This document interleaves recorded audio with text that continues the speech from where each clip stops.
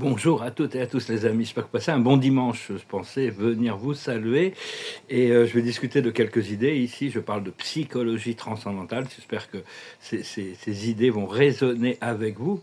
C'est important de savoir qu'au plus on peut reconnaître l'intelligence divine à l'intérieur de tous les êtres et de toutes les choses, au plus on la reconnaît en nous-mêmes et au plus c'est facile pour le Créateur de nous reconnaître. C'est-à-dire que tous les pas qu'on fait vers l'univers, Dieu en fait 100 vers nous. L'univers fait 100 pas dans notre direction.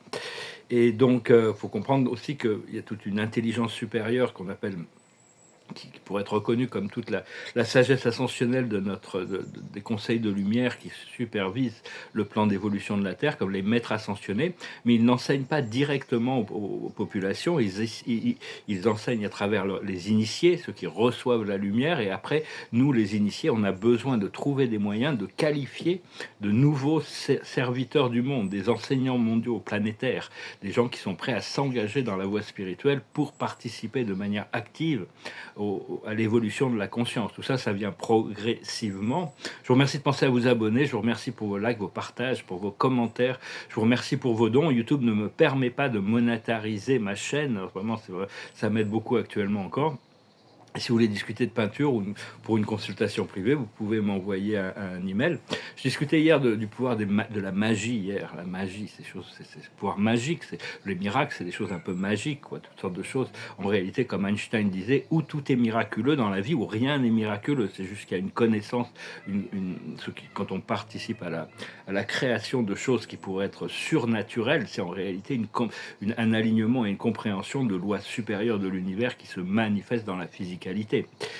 Et donc, le pouvoir des symboles sont très importants. Je voulais rebondir là-dessus. Le pouvoir des symboles, il y a toutes sortes de symboles. Les symboles sont des clés qui ouvrent des portes vers des vérités supérieures. Il y a toutes sortes de phrases magiques. Qu'il en soit ainsi, il en est ainsi soit-il. Abracadabra, il y a toutes sortes de phrases et des mots qui sont très puissants. Et ça vient aussi du pouvoir de la certitude. Pour pouvoir effectuer ces transformations, depuis notre intention, il y a les possibilités, les probabilités et les certitudes. C'est beaucoup mieux de se baser sur des certitudes. Il y a des choses sur lesquelles on est certain, puis des choses qui sont possibles ou probables par rapport à notre conscience et notre système de croyance. Et donc, c'est ce on doit retrouver, notre souveraineté, notre pouvoir de créateur. Et tout ça, c'est inspiré par l'âme et l'esprit, et on devient instrumental au service de la réalisation des plans de l'âme et de l'esprit, retrouver les pouvoirs de Dieu.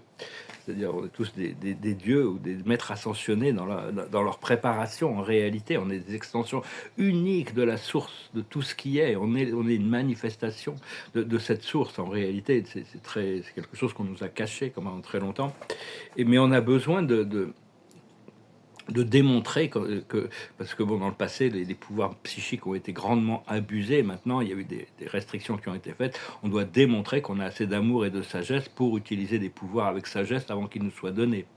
Et notre corps physique est en train d'être préparé pour une ascension dans cette cinquième dimension, dans une dimension cristalline, pas une dimension de réalité supérieure, une dimension, une densité d'expérience.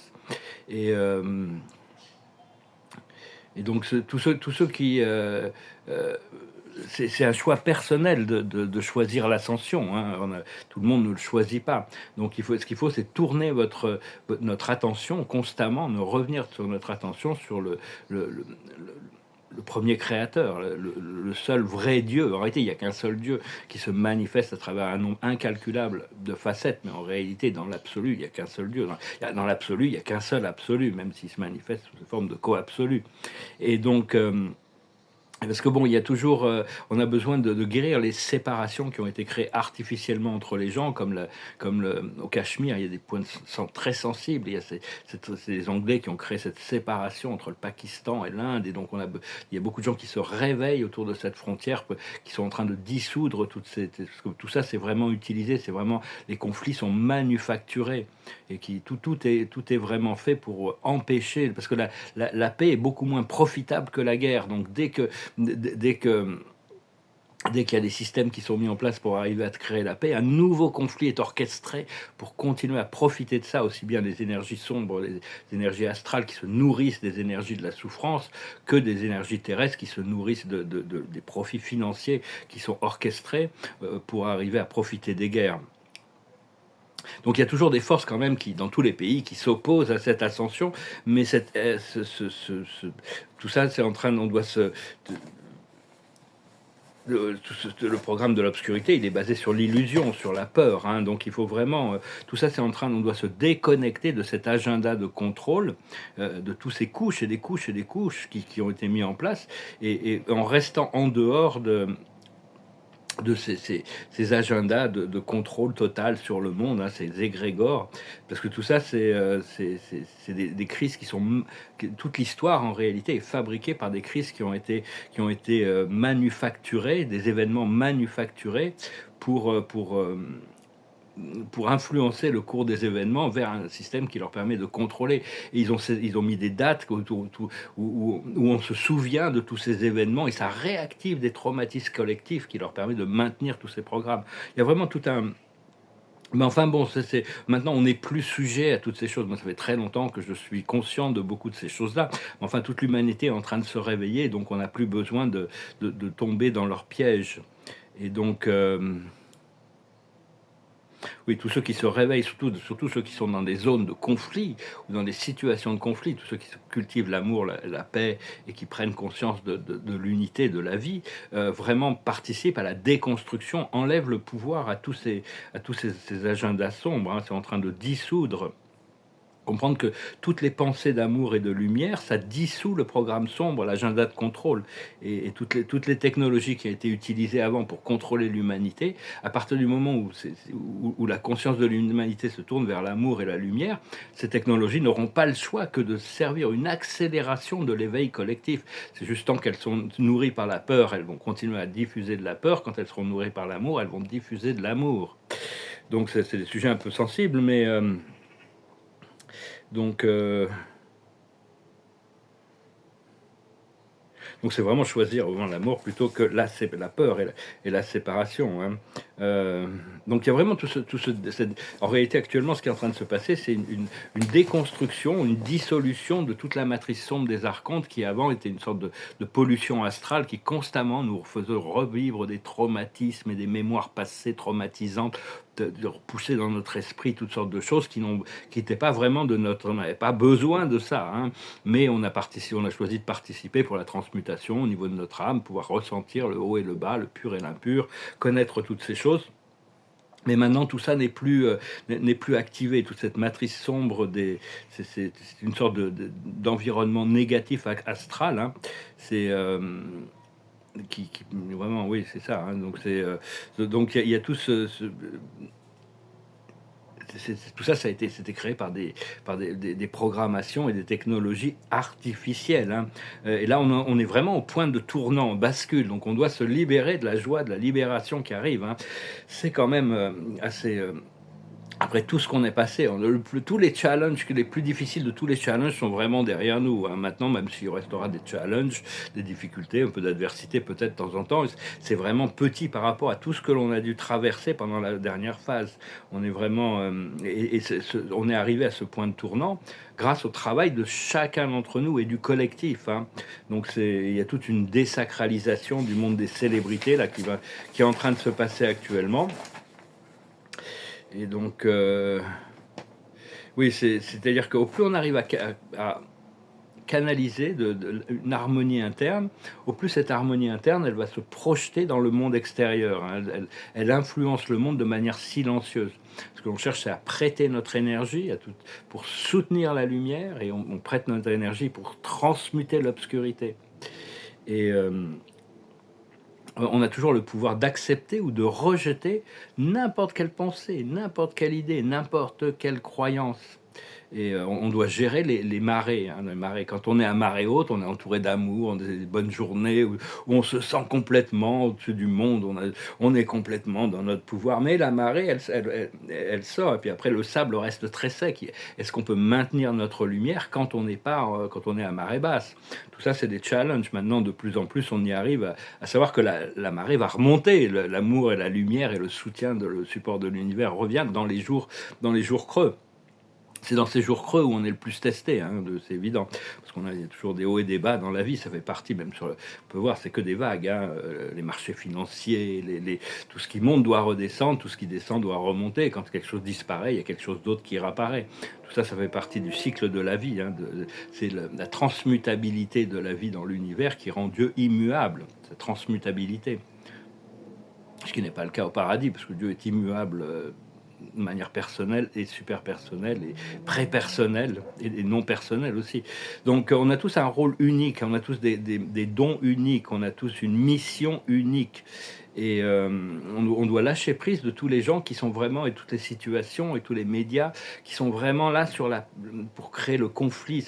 On veut pas on veut arrêter de participer à ces nous et eux, on fait la guerre, on est du bon côté, on doit faire la guerre contre toutes ces séparations. On doit lâcher prise de tous ces systèmes de conflit et de séparation et de peur. Ils vont continuer à en créer tant qu'il y a un public, une audience pour ça. Et donc, tous ceux qui sont branchés sur leur âme et leur esprit peuvent déjà voir des aperçus de cette nouvelle vie, hein, cette nouvelle terre. Et on se sent quand même de plus en plus léger, quand même. On arrive à naviguer les flots de plus en plus facilement.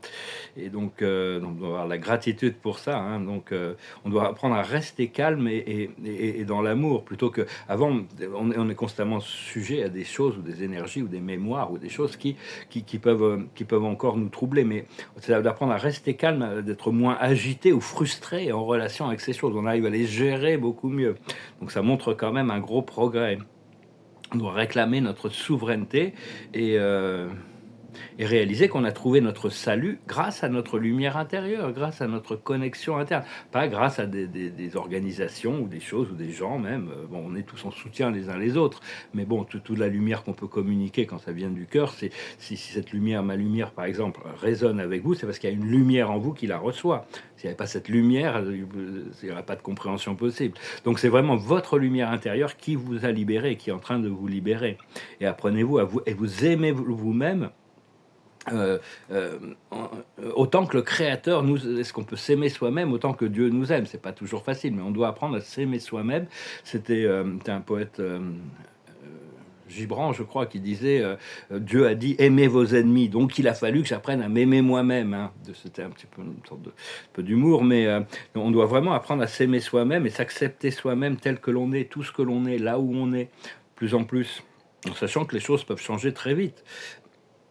Et donc, parce qu'au plus on arrive à reconnaître la conscience de la conscience de Dieu et la présence de Dieu et l'influence de cette intelligence suprême qui guide notre vie, au plus elle va pouvoir se manifester de manière consciente. Après ça, il y a des gens qui peuvent très bien arriver dans l'illumination sans reconnaître une présence personnelle de Dieu. Un univers impersonnel. Ils peuvent très bien faire leur ascension dans un univers impersonnel. Cela dit, quand on arrive en haut, on est obligé de reconnaître qu'il y a un créateur. Mais bon, on n'a pas besoin de ça. On a besoin d'être sincère, on a besoin d'être droit, on a besoin d'être transparent, on a besoin d'être... Et ça suffit d'avoir un bon cœur, ça suffit pour pouvoir avancer dans l'ascension. On n'a pas besoin d'être croyant nécessairement, parce que bon, il y a toutes sortes de fausses croyances aussi. Disons que les croyances ont été un peu manipulées au niveau de la vraie connaissance de cette lumière intérieure. On peut pas dire tous ces gens vous promettent la lune, alors qu'en réalité, vous êtes le soleil, quoi. C'est un peu bizarre, hein, vous promet la lune, mais bon, on est le soleil en réalité, donc il n'y en a pas besoin de plus que ça. Retrouver notre rayon solaire, hein, c'était les enseignements de la loi de l'Inde, du maître, du seigneur Ra, égyptien. Donc rêvez grand, hein, et soyez audacieux, n'ayez pas peur. Hein, c'est vraiment... on apprend à retourner à notre cœur, hein, retourner à notre cœur, être gentil, avoir de la bonté envers nous-mêmes. Et souvent, des fois, Dieu nous enlève plein de choses de notre vie, il nous prive de plein de choses de notre vie, jusqu'au moment où on se rend compte qu'il n'y a plus que nous et Dieu. Nous et la source, nous et notre complexe spirituel. Et à partir de là, il peut ramener toutes les choses qu'on peut désirer. Mais à un moment donné, il y a tout un nettoyage qui doit être fait pour vraiment nous permettre de ne pas être distrait. Donc il faut avoir confiance au plan de notre âme, même si, bon, des fois, ça nous fait passer par des choses qui sont des situations qui sont un peu difficiles. Et Parce qu'en réalité, Dieu seul sait, hein, Dieu seul sait ce qui va se passer demain, ce qui se passerait, comment le plan est réalisé, toutes ces choses. Tout le monde, même là-haut, hein, il y a toutes sortes. Bon, ils ont peut-être plus de conscience que nous, mais il y a toutes sortes de mystères. Ils savent que Dieu est le seul pouvoir dans l'univers. Hein. C'est un petit peu, c'est une force qu'ils ont que qu'on n'a peut-être pas toujours ici sur Terre. Mais enfin bon, à la fin, c'est vous et Dieu, le Père et le Fils, hein, ou le Père et la fille, c'est vraiment, ou la mère et la fille. C'est vraiment, c'est ce qui est important de solidifier comme connaissance. Hein. Et parce on est tellement plus que ce que l'on pense être. On est tellement plus que nos pensées, nos émotions, notre rôle ici-bas, que nos possessions. On est beaucoup plus que ça. Hein. On est vraiment des dieux en formation. Donc on doit vraiment connecter la connexion avec Dieu, la croyance quand on l'a, quand la foi. C'est vraiment la chose la plus précieuse jusqu'au moment où on peut solidifier cette relation. Et même si on n'a plus rien, si on a Dieu, on a tout quand même, parce qu'on sait que Dieu ne nous laissera pas tomber, et même s'il nous fait passer par des choses, c'est un trésor plus profond, plus riche que cette connexion à la source et au bien, au vrai, au beau. Au sens aussi de ne pas nuire, parce que bon, après ça, le pouvoir peut être, peut dire ah ouais, j'ai tous les pouvoirs, hop. Mais bon, il faut rester modéré dans les choses et suivre sa guidance, hein, toujours garder l'équilibre pour savoir qu'est-ce qui est attendu de nous dans chaque moment. C'est pas toujours évident et on fait beaucoup d'erreurs, mais on apprend à travers nos erreurs. La vie nous reflète au fur et à mesure. Et donc, parce qu'en effet, on est un aspect unique de la source. On est fait à l'image du Créateur et on a un potentiel suprême, ultime, absolu de réalisation d'infini. Et donc, et ce flash solaire qui est potentiel, hein, avec le solstice, c'est potentiel. Hein, donc c'est vraiment. Mais même si ça se passe ou que ça se passe pas, de toute manière, le solstice va apporter beaucoup d'énergie. C'est un événement interne qui est en train de se passer. Et là, toutes les planètes se préparent à être toutes directes. Donc c'est un moment très important d'ancrer des bonnes intentions, d'ancrer dans le champ quantique tout ce que l'on cherche à réaliser, à recevoir, à expérimenter, amener tout ce qui est polarisé à l'intérieur de nous en équilibre. Ça ne veut pas dire qu'il n'y aura plus d'ombre, ça ne veut pas dire qu'il n'y aura plus de challenge ou d'adversité, mais on aura un équilibre, plus d'équilibre sur les choses pour les gérer plus lucidement. Et donc, c'est prendre conscience de notre co-création avec l'univers à tout moment. Hein. L'amour, la paix, la patience et la créativité qui sont toujours employés. Et donc,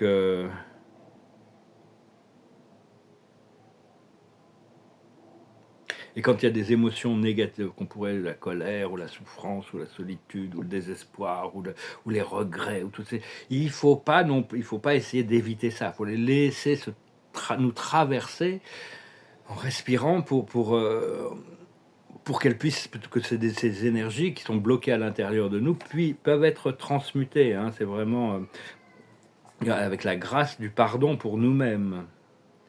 Comprendre que notre corps de lumière est vraiment en train d'être mis à jour et il est toujours en interaction avec notre corps physique, et donc il y a tout un procédé qui peut être toutes sortes de sensations physiques qui peuvent être bizarres parce que notre corps de lumière s'adapte par rapport à ce qu'il a besoin de faire, parce que dans notre préparation, hein, par rapport à toute cette transmutation d'énergie. Voilà les amis, je ne vais pas faire ce message trop long, j'espère que vous passerez un bon dimanche et que ce message aura été intéressant pour vous. Je vous remercie pour votre présence, pour votre attention, pour votre fidélité à écouter ces messages. Je vous remercie de souscrire, je vous remercie d'aimer, de partager, de commenter. Je vous remercie pour vos dons, si vous pouvez. Je vous remercie aussi de m'appeler si vous voulez une consultation privée ou discuter de peinture. Là, j'étais à Paris l'autre jour, déjeuner avec une amie, et on a pu aller voir quelques galeries. C'est vraiment très agréable. J'aime bien rencontrer des artistes. Hein. Ça me fait toujours plaisir de rencontrer des artistes. Mais rencontrer des marchands, des courtiers, des galeristes, j'adore. C'est vraiment mon monde, c'est ma tribu. J'ai vraiment grandi dans ce milieu de ces gens qui adorent l'art au point d'avoir investi leur vie, même s'ils ne sont pas artistes, d'avoir investi leur vie. Et donc c'est vraiment très très très enrichissant. Je me languis de pouvoir être pleinement re-rentré dans ce monde de l'art. C'est vraiment enfin bon, petit commentaire.